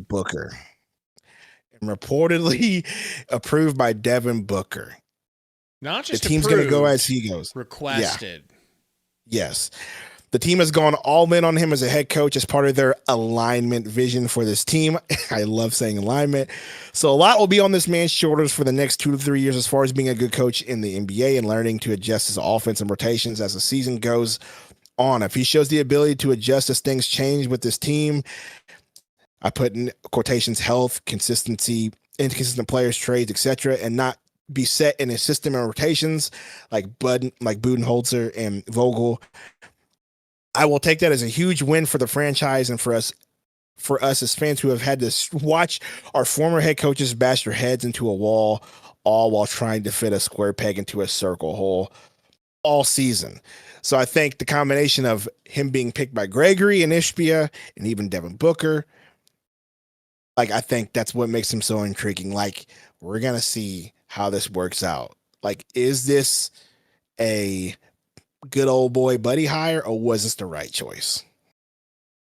I think it's intriguing for that reason. I think it's also intriguing because you're getting a new play caller and a new decision maker. Again, you're getting, but still, it could be good. We're looking for that right guy. We're looking for the guy that knows how to draw up plays. We're looking for the guy who knows how to get players and guys, ready for big moments. Someone who's able to adjust. Is he able to adjust mid-game, or does it take him in between games to adjust, or can he even do that? Does it take him minutes to adjust, hours to adjust, days, weeks, months? And what are his rotations going to look like? Is he going to be the guy that we're screaming at to put in player X? Because why isn't player X playing, but player Y is? Who's that going to be? Who's going to be player Y? Who's going to be Plumlee? Is there going to be a Plumlee? Is there going to be someone on this, you know what I mean? Yeah. All those things, very intriguing. Why did he, was it right that he got the job over somebody like Johnny Bryant, who was on the same roster with him, and arguably a lot of people saw and thought he was ahead of Jordan Ott? Was it just Michigan State? And that's why he's number 2 on this list, dude. There's just a lot of things there. Very intriguing. Yeah, that's just like, man, we're going to find out a lot. Is he actually going to be a good coach or not? Now, if the preseason's any sort of indication, I think he'll be fine. I think it'll be about developing the players, and he's already got them playing well in the preseason. He's already got them playing defense. He's already got them playing a brand of basketball that we like seeing. So there's that. But as far as the things that you mentioned, the adjustments, how long will it take you to adjust? If you can adjust on the fly, bro, I'm all in. I just don't want another season, like you mentioned, of Bud and Vogel, where like, why isn't this player playing? Like, remember how long it took Vogel to play Thaddeus Young? When me and you both could see that this dude for him. Yeah, and me and you both could see that this dude was a rebounding machine later in the season. We were like, why are you not playing Thad Young? And he finally played Thad Young, and what happened? You had a great rebounding rounder on your team, and it was vastly better than what we had, right? but it took him forever. Will Jordan not recognize these things sooner? I hope so. That's what I'm looking for with him. Your dog's about to bark. Oh, Katie's about to walk in. Well, we'll take a little quick breaky for number one. Everybody can probably assume who number one is. I know who number one is. Absolutely. Number one is Isaiah Livers.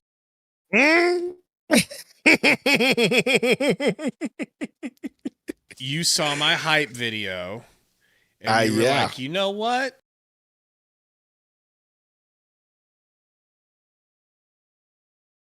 Is the dog going crazy? That's funny. They're about to tell Mrs.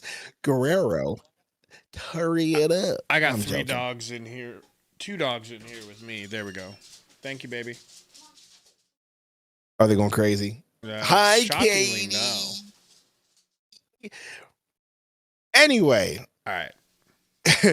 Hana Kiwi in the chat says CJ Huntley changes everything. I don't think I actually titled it that for the record. I don't think you did either. Probably should have though. But number one on this most intriguing Phoenix Suns list. Look, everybody already knows who it's going to be. See, I would have Mark Williams number 2, and then Jalen Green number 1. Jalen Green is number 1. Highest profile new players. Yep. He played 81 games last year. That's going to be key moving forward. As you already know, he's not playing tomorrow. So that's 1 game off there. I said I had to put Jalen Green number 1 on this list. He was the main piece of the puzzle for the Kevin Durant trade. He was the player this front office sought out the most reportedly. Green is still young with plenty of time to develop further, but that is also the kicker. Jalen Green has been consistently good and not great his whole career. Just look at his stats from beginning to now. There hasn't really been improvement in any stats. No improvement in 3-point percentage, no improvement in the assist category. He's been averaging around 21 points, 4.5 rebounds, and 3.5 assists every season. So there hasn't really been much change like you would hope. He's just been very consistent. Now, that could be a good thing, as he will be, if health permits, a consistent scorer beside Devin Booker. Their play styles will complement each other. Green as a player who is better at attacking the basket and putting pressure on the rim versus Booker, who is more of a mid-range assassin who will find a spot and make defenses pay. These two playing off of each other with the role players playing defense and shooting around them will be the key to a successful season. And then I added also, if Ryan Dunn becomes the second coming of Mikal Bridges, that wouldn't hurt either. If Ryan Dunn does, oh my God, yeah, yeah. But I think that's the key is Jalen Green here. That's why he's the number 1 most intriguing player. If Jalen Green isn't Jalen Greening, or he doesn't play very much because of health, and that's really concerning with the hamstring injury already. I think he really is the key to everything. Like, yes, Booker's going to get his, but his ability to do what he does, averaging what he does, and being that sort of presence there that can get his at any moment to take the pressure off Booker and everybody else around him on the roster. I think that's the key to all this. If that doesn't exist, we're going to have problems. One thing I want to say about the way that Green operates on offense, maybe I'll be proven wrong, but I think that he is shockingly close to as good at mid-ranges as Devin Booker is. I don't think that I just get to the rim and dunk. His mid-range, same with Book. If his mid-range if his 3-point shooting was as good as his mid-range, holy cannoli. Yeah. His mid-range is amazing. So, look, I just think that them playing off each other, like Booker doesn't attack the basket nearly as well as he's going to. So that's why I kind of put that there. And then also, like, if his mid-range is great, good, perfect. If he can develop, not like a point guard. I don't need him to be Chris Paul. Okay, I don't need you to be Chris Paul, but can you average 6 or 7 assists a game for me? You know what I mean? Can you boost that number up? I think you do that. I absolutely would love that. But dude, also, like, I'm going to take, if he's still the Jalen Green that he's always been, I'll take that as well. I think he'll complement Booker and the team. And I think that's needed. If we don't get that, it might be a long season for us.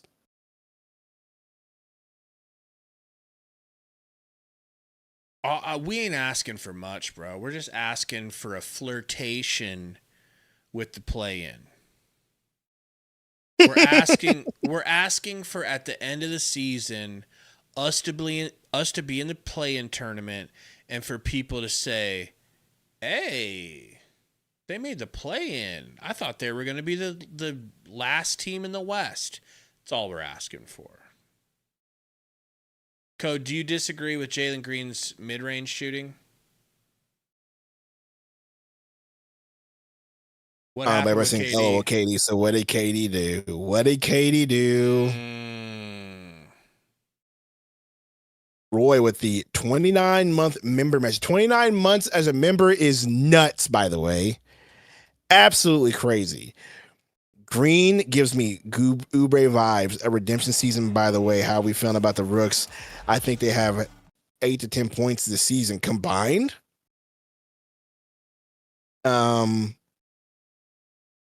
We kind of mentioned them earlier. Roy, if you want to go, he pulled a Weber and called time. Oh, that's crazy. No way. Roy, if you pull back the stream a bit, I don't know if our rookies get the most playing time this season. Gabe thinks they will, and I hope I'm wrong, because if they do get playing times, that means they're pushing for minutes and competing and developing well. I just don't know about Fleming.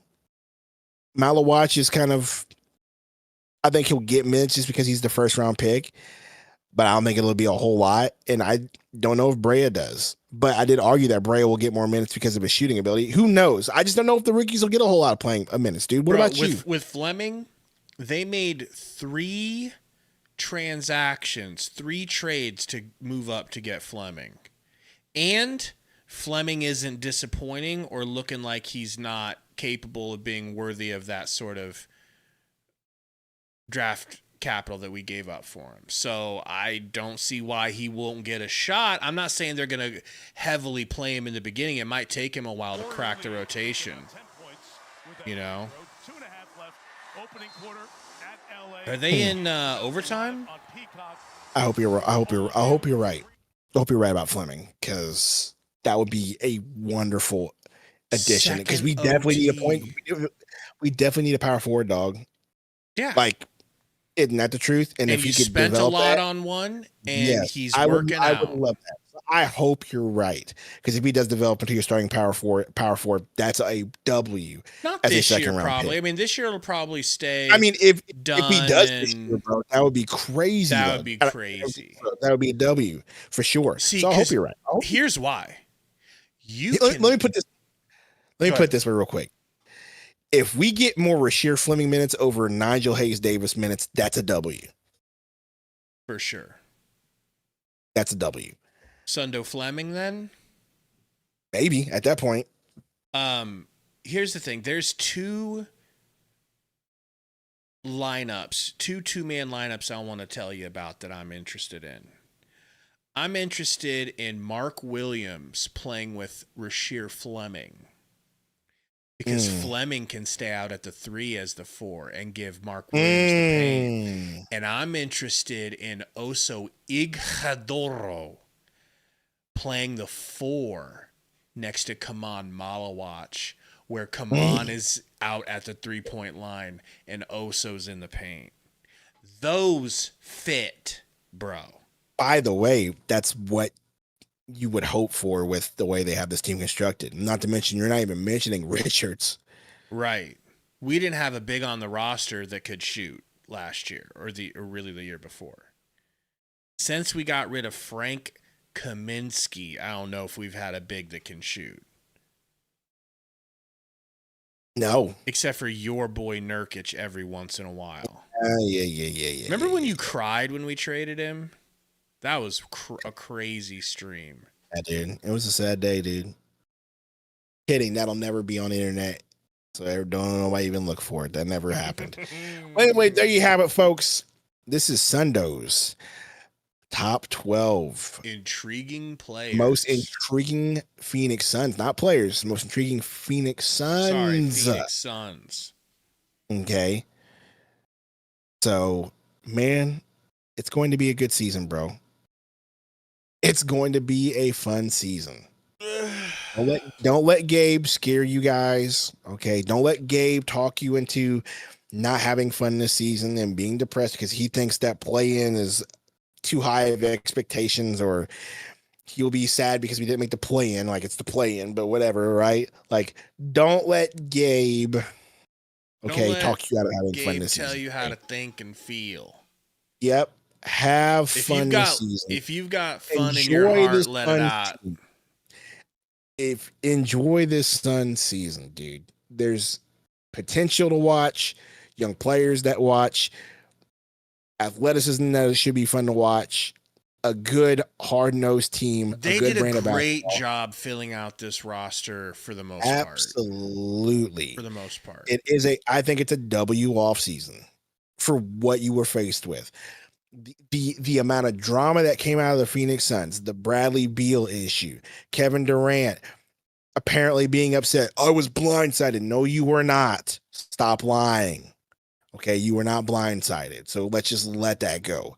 But like Kevin Durant, I believe he was blindsided, by the way. No, I don't believe he was blindsided. I think he was blindsided at the fact that they did it. These dudes are trying to trade me behind my back. What the F? I don't think that's it. I think he expected at the end of the season. I don't think he expected the talks mid-season. It's a technicality. But specifically, it was shut up. It was to bring shut up. It was we see that I almost said Jared Butler.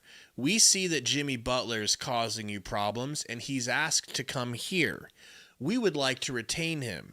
May we trade you Bradley Beal? And they said, LMAO, never. And so we played that for a while. Please, will you take Bradley Beal? Still no. Go away, is what they said. And then we turned that into, how about Kevin Durant? And Kevin Durant goes, the fuck? You're not trying to trade me for Jimmy Buckets? He's like a year younger than me, like a year and a half, maybe 2 years younger. Are you?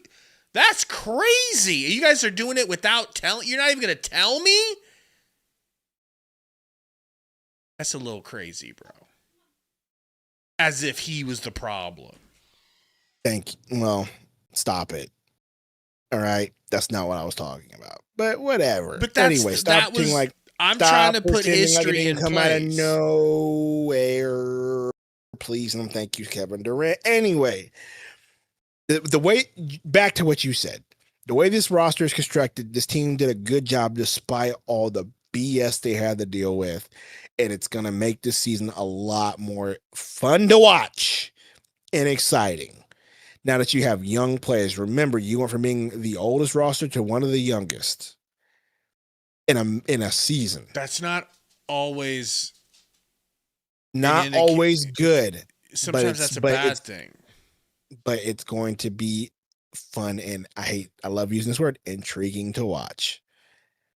And I'm going to have fun this season. You're not going to stop me, Gabe. Do you genuinely feel more excited to watch this team play just than you thought you would, or than last year? Yes, than I thought I would, and last year. No, there's no way we can honestly say that, like, at the beginning of last year. Oh, at the beginning? No. If you're to give me the caveat of the entire season, then yeah. No, at the beginning of last year, because the way the season started last year was just like, oh my goodness, we're 9-8-0. Like, this is crazy. So no, there's no way.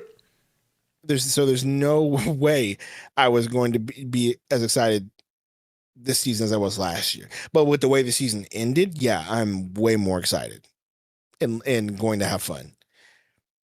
The gloves are off. There's no expectations. I'm going to have fun, and you're not going to stop me this season. Last year was depressing enough. Time for me to have a good time.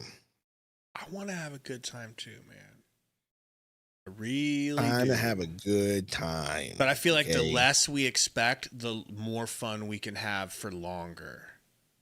That's Okay, where we well then differ. I don't understand why you think the play-in is such a huge expectation. That just baffles my Because mind. the West is just a freak show. The West is nuts, man. It's not fair. It's really not fair.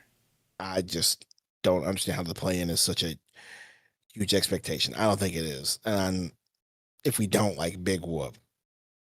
As long as we have a good brand and we're competitive and right there, and even Because competitive the during thing the is, in-game season.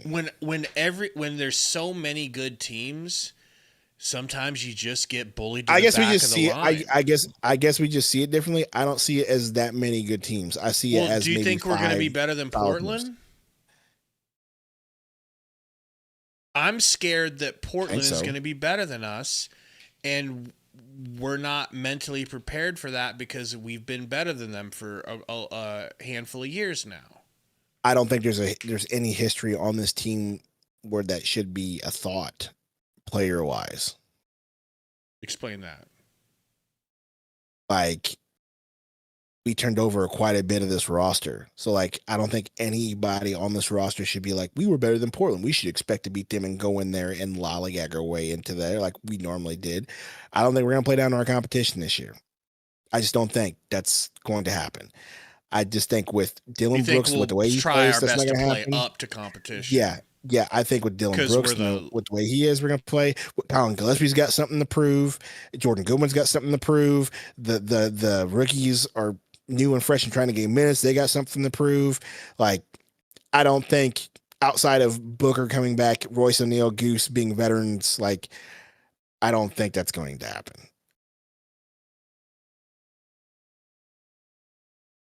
No way. I don't think this team we play down the competition. You saw we played in the preseason. We were playing the Nets. Yeah. Other than that freaking first quarter that they had, where they shot 80% in that first game, where we got banned for a week because shout out to the Nets. Like, other than that, was a real game last season, we would have lost that. Exactly. Other than that team stayed strong and stayed the course. And yeah, if they play like that, dude, they're going to be competitive with anybody. It doesn't matter who they play. Dude, we're literally under 24 hours away. Now I'm 24 hours. Excited. I'm excited too. You know what you need to do? We need to end the stream so I can go to bed. He's got to well rested for the game tomorrow because it's a late game. Do you work the next day driving? I do work the next day. I'm going to try to figure some things out. I'll let you know. And then we will.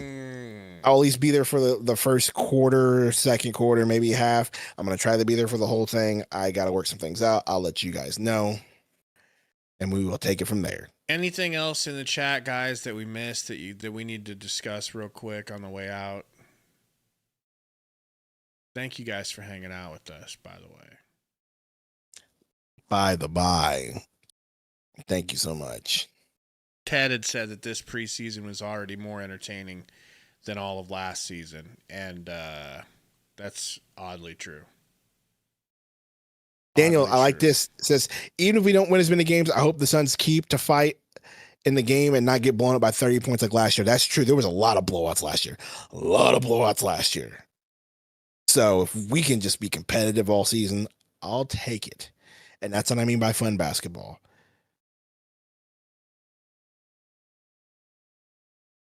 Going to be interesting, man. We'll see you guys soon. Absolutely. Hey, we'll see you guys in under 24 hours. Before we go, shout out to FanDuel. Okay. Shout out to FanDuel before we get out of here, Gabe, you rookie. Okay, you unprofessional rookie. Almost missed it. Yeah, shout out to FanDuel. Make every moment better with FanDuel this season, whether it's daily fantasy or bets in the sports book. FanDuel. Appreciate y'all. Have a good night. We'll see you tomorrow. I'm gonna put 7 p.m. Valley time. Yeah, I'm gonna put the thumbnail up and the stream up tonight. If you guys can help us out, if you see it, click on it and give it a like and just get it started off the right way. It should be a big stream, brother. Long Absolutely as should long as China don't come out of the woodworks. Absolutely. By the way, do we have a plan? We're gonna have to develop one. Okay. Absolutely. I want to know who else that company reps. Represents. Any Hey, other I'll do teams? some, I'll do some digging ASAP. But yeah, appreciate y'all. Also, playback.tv. Playback those of music. you- Playback music. For those of you who don't have, League Pass, you're not from the Arizona area, you want to watch the game, you got to get over to playback.tv/Suns Valley Podcast early to get a VIP, and you can watch the game with us. Playback.tv/Suns Valley Podcast. I think that's all I got for y'all. Horsemen.